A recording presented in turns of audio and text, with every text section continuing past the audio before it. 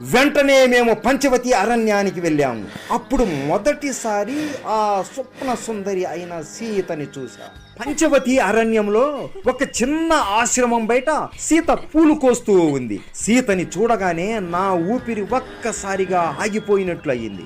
నేను ఆమె అందాన్ని ఎంత అయితే ఊహించుకున్నానో అంతకన్నా 1000 రెట్లు అందంగా ఉంది సీత. సాధారణమైన వస్త్రాలు ధరించినా కూడా లక్ష్మీదేవి కన్నా ఎక్కువ అందంగా ఉంది సీత. నిజమే, శూర్పణఖ చెప్పింది నిజమే. ఈ సీత నా కోసమే పుట్టింది. నేను ఇక ఆగలేక వెంటనే మారీచుడితో ఒక సుందరమైన బంగారు జింకలాగా మారిపో అని ఆజ్ఞాపించాను. వెంటనే మారీచుడు సుందరమైన బంగారు జింకలాగా మారి సీత ముందుకు వెళ్ళాడు. సీత ఆ జింకను చూడగానే ఆకర్షితం అయిపోయి రాముడితో, ప్రభూ, నేను మిమ్మల్ని ఇంతవరకు ఏమీ అడగలేదు కదా,